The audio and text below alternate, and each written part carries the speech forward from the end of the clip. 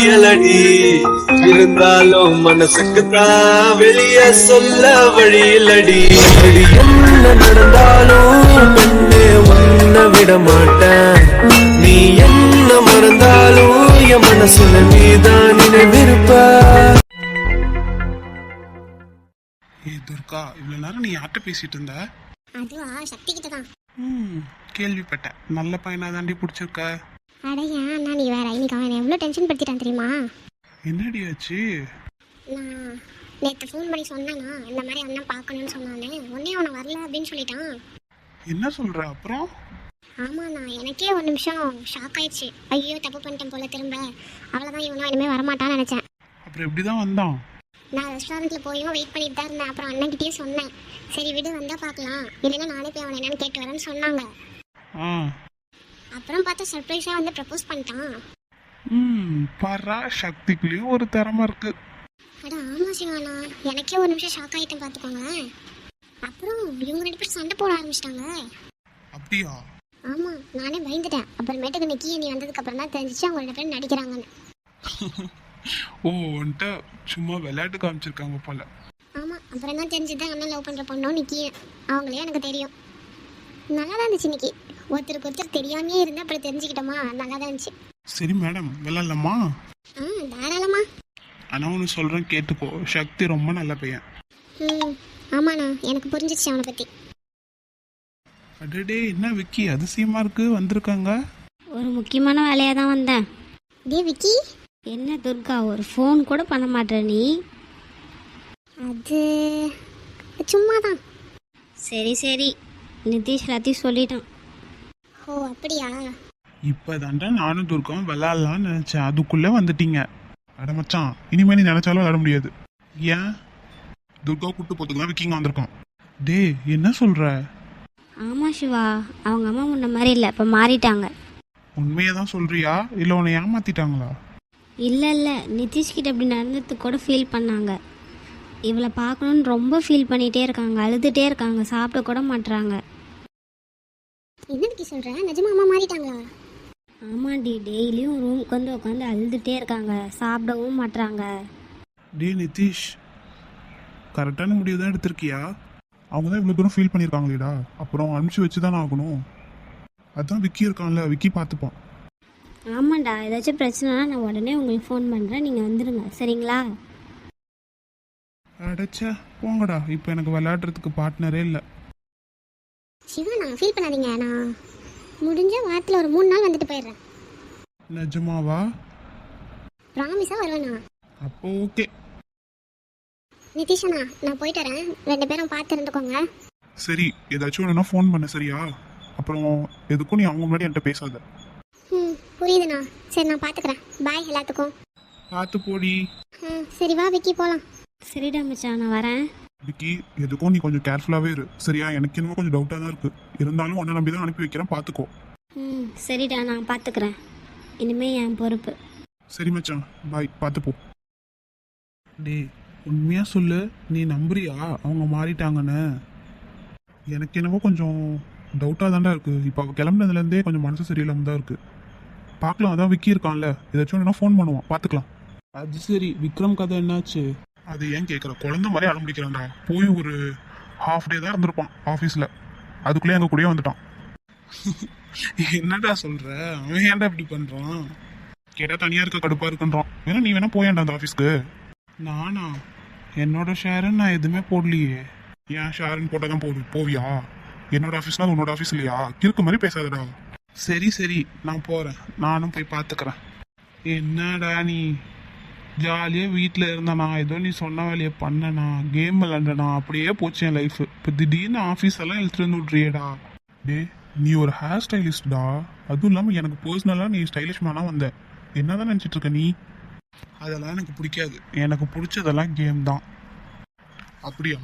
சரி, பேசாமல் அதுக்கு ஒரு ஆஃபீஸ் ஆரம்பிச்சிடலாமா? டே மச்சான், சூப்பர் ஐடியாடா.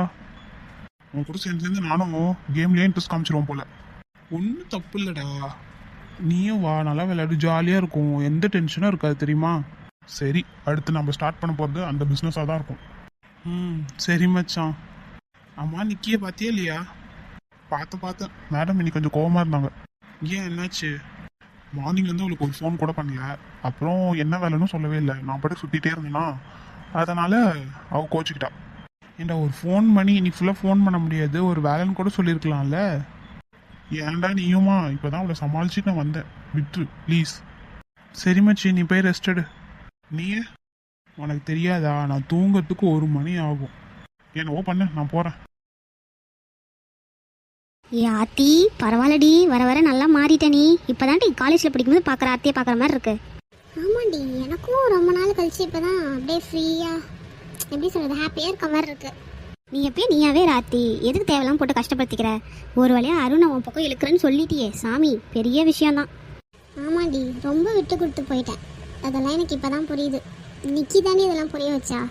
அது சரி, இவளே இப்போ தான் ரொம்ப ஹாப்பியாக இருக்கா. எப்படி நம்ம மனசில் இருக்கிறது சொல்கிறது? வேண்டாம், எதுக்கு சொல்லிக்கிட்டு, அவளாச்சும் சந்தோஷமாக இருக்கட்டும்.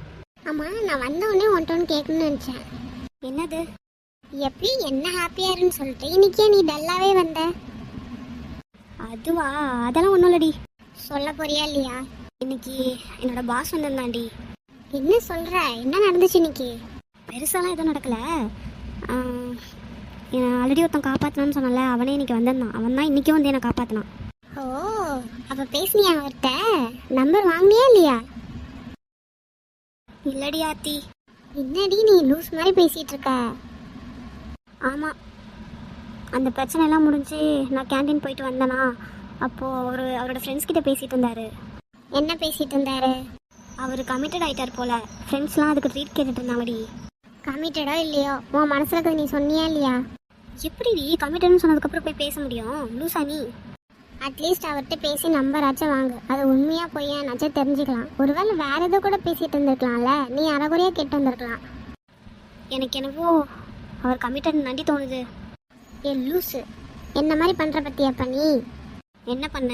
நானும் இப்படி தான் எல்லாமே தப்பாகவே புரிஞ்சுக்கிட்டு இத்தனை நாள் நான் அருணை விட்டு விலகிருந்தேன். நீயும் அதே தப்பை பண்ணிடாத எருமை. நீ பண்ணுறதெல்லாம் பார்த்தா ஒன்றும் பேசுகிற மாதிரி தெரில. நாளைக்கு நானே உன் ஆஃபீஸ்க்கு வரேன். வேணாம் வேணாம். நான் வருவேன்டி. நாளைக்கு நானே வந்து அவர்கிட்ட பேசுகிறேன். நீ பேசு, அப்படி இல்லைன்னா நான் பேசிடுவேன். இதெல்லாம் சரியாக வருமா? மூஞ்ச பாரு, ஃபர்ஸ்ட் இப்படி வைக்காத, நல்லாரு. அட போடி, இப்போ நானும் லவ் ஃபெயிலியர் தான். லூஸு, ஃபர்ஸ்ட் அவர்கிட்ட தெளிவாக கேட்டு முடிவு பண்ணிக்க, அப்புறம் இப்படி மூஞ்ச வச்சுக்கலாம். ஒழுங்கான பாரு. சரி, என்னைக்கு இருந்தாலும் அவர் உனக்கு தாண்டி. சரிடி, இல்லைன்னா கிச்சு கிச்சு பண்ணிடுவேன். சரிடி, நான் நார்மலாக தான் இருக்கேன். சரி, நாளைக்கு போய் பேசிடலாம். அப்படி வா வலிக்கு. சரி, நிக்கிட்ட பேசுனியா இல்லையா நீ? எங்காடி, என்னை பார்த்தாலே போயிடுறா. நானும் பேசணும்னு தான் ட்ரை பண்ணுறேன். வர்ஷா, நிக்கி. சரி வர்ஷா, நாங்கள் வெளியே போகிறோம். இருங்க ஒரு 2 நிமிஷம் என்கிட்ட பேசிட்டு போங்களேன். வர்ஷா, நான் தான் பேச மாட்டேன்னு தெரியும்ல, நான் கிளம்புறேன். நில்லுங்க ஒழுங்கா. என்ன தான் பேசுகிறான்னு கேளுங்க, அப்புறமேட்டு போவீங்களா? அதெல்லாம் அப்புறம் டோரை வெளியே லாக் பண்ணிடுவேன். உங்களால் எங்கேயும் போக முடியாது. சரியா? ஒழுங்கா பேசுகிறீங்க. சரி, என்ன சொல்லணும் சீக்கிரம் சொல்லு. நிக்கி ப்ளீஸ், என் மேலே கோவப்படாத, புரியுது. நீ அன்னைக்கு கூப்பிடும் போதே நான் வந்திருக்கணும். அது எல்லாம் என்னோட தப்பு தான். ஒருவேளை நான் திரும்ப வந்தால் என்னை அருண் கூட சேர்த்து வைக்க ட்ரை பண்ணுவீங்களோன்னு தான் நான் வரல. மற்றபடி நான் அவன் பேச்சை கேட்டுட்டுலாம் நாங்கள் இல்லை. புரிஞ்சுக்கோடி. அப்படியா மேடம்? அதை நீ எங்கள் கூட வந்து கூட சொல்லியிருக்கலாம்ல. சொல்லணும்னு தான் ட்ரை பண்ணேன், ஆனால் விஸ்வா தான் பேசவே விடலை என்ன. ஏண்டி, உனக்கு அந்த விஸ்வா பற்றி தெரியாது? அவன் பேச்சு கேட்டுட்டு நீ அங்கேயே நின்றுட்டுருக்க. அதுக்கு தான் சாரி ப்ளீஸ். இப்போ நான் முன்ன மாதிரி இல்லை, ரொம்பவே மாறிட்டேன். எப்படி நாங்கள் நம்புறது? சத்தியமாக தான் சொல்கிறேன், நான் மாறிட்டேன். முன்ன மாதிரி இல்லை. கண்டிப்பாக பேச வேண்டிய இடத்துல நான் பேசுவேன். இனிமேல் உம்முன்னெலாம் இருக்க மாட்டேன், கவலைப்படாதீங்க. ஓ அப்படியா? இப்போ என்கிட்ட பேசுவீங்க தானே? இத்தனை நாள் ஆச்சுல்ல, ப்ளீஸ் பேசுங்களேன். அப்படியா? சரி, நாங்கள் பேசுகிறோம். ஆனால் ஒரு கண்டிஷன். என்ன சொல்லு. நீ திரும்ப வரணும், நான் கூட சேரணும். அப்படி சேர்ந்தினா தான் நாங்கள் பேசுவோம், இல்லைன்னா பேச மாட்டோம். என்ன யோசிக்கிற? நீ மாறலடி. இருங்க, நானே அதுக்கு தான் ட்ரை பண்ணிட்டு இருக்கேன். என்ன சொன்ன? அதுக்கு தான் நானும் ட்ரை பண்ணுறேன். கேட்கல, கொஞ்சம் சத்தமாக தான் சொல்ல. டே, அருணை திரும்ப லவ் பண்ணுறது தானே நானும் ட்ரை பண்ணிட்டு இருக்கேன். ஓ அப்படியா மேடம்? ஆமாம், அதுக்கு நீங்கள் 2 பேரும் ஹெல்ப் பண்ணுங்களேன். பரவாயில்லையா அத்தி, நல்ல மாற்றம் தான். அப்போ இனிமே என்கிட்ட பேசுவீங்களா? லூசு, உன்கிட்ட பேசாமல் எங்கே போக போகிறோம்? நீ இப்படியாச்சும் கொஞ்சமாச்சும் மாறணும்னு தான் நாங்கள் உன்கிட்ட பேசாமல் இருந்தோம். அப்படியா? அப்போ சரி. நீ தான் ரொம்ப பாவம் பார்க்குறவளாச்சே. அருண் தான் வேற ஒரு பொண்ணை லவ் பண்ணுறானே. பண்ணிட்டு போட்டோம். சின்ன வயசுலேருந்து அவன் என்ன தானே லவ் பண்ணான். எப்படி நான் விட முடியும்? ஆத்தி சூப்பர் ரீ, கண்டிப்பாக நாங்கள் உனக்கு ஹெல்ப் பண்ணுறோம். அதுவும் இந்த ரம்யா வேற ஓவராக பண்ணிட்டு இருக்கா. என்கிட்ட என்னாலாம் அருணை விட்டு கொடுக்க முடியாது. ஒழுங்காக வேகிட்டேன்னு வந்து என்கிட்டயே சண்டை போட்டுட்டு இருக்கா. அதுக்கு தான் கொஞ்சம் ஹெல்ப் பண்ணுங்களேன். ஓ, இதெல்லாம் வேற பண்ணுறாளாமா? ஆமாம், என்ன வேணாலும் பண்ணுவாளாம். சரி, நம்மளால முடிஞ்சதை நாம் பண்ணுவோம். அம்மா இங்கே கொஞ்சம் பாருங்க. எப்படியோ விக்கி அவளை கூட்டிட்டு வந்துட்டான்னு நினைக்கிறேன். சரி, நம்ம நடிப்பை ஸ்டார்ட் பண்ண வேண்டியதான். அட அம்மா இங்கே பாருங்க யார் வந்திருக்கான்னு. அம்மா நான் தாம்மா துர்கா. துர்கா, ஒரு வழியாக வந்துட்டியா நீ? நான் எத்தனை நாள் கஷ்டப்பட்டேன் தெரியுமா? சரிம்மா, அழாதான், நான் வந்துட்டேன்ல. இனிமேல் உனக்கு பிடிச்சதா நீ பண்ணு, சரியா? நான் எதுவும் சொல்லலை. சரிம்மா, சரி. சரி, நீங்கள் 2 பேரும் நிறைய பேசுவீங்க. நான் போய் என் ரூமில் ரெஸ்ட் எடுக்கிறேன். அட அம்மா விடு, ஜாலியாக இருமா. அம்மா எதுக்கு இப்போ நீ கதை சாத்திட்டு வர? எல்லாம் காரணமாக தான். என்னமாச்சு உனக்கு? இப்போ எதுக்கு நீ கோவமா இருக்க? அம்மா இப்போ எதுக்கு நீ என்ன அடிச்ச? நீ பண்ண வேலைக்கு உன்னை அடிக்காம தூக்கி வச்சு கொஞ்சம் சொல்லுவாங்களா? அம்மா நீ மாறிட்டேன்னு தானம்மா. அதெல்லாம் சும்மா உன்னை இங்கே வர வைக்கிறதுக்கு. அம்மா ஏமா இப்படி பண்ற? உனக்கு என் மேலே பாசமே இல்லையா? ஏதோ சம்பாதிச்சு கொடுத்துட்டு இருக்கிற வரைக்கும் எனக்கு உன் மேலே பாசம் வந்துச்சு. எப்போ நீ எனக்கு பிடிக்காத பேச்சை கேட்டு ஆடுனியோ அன்னைக்கே எல்லாம் முடிஞ்சிச்சுடி. சரி, நான் கூட நீ என்னை புரிஞ்சுக்கிட்டேன்னு நினச்சம்மா. ஆனால் நீ கொஞ்சம் கூட மாறல.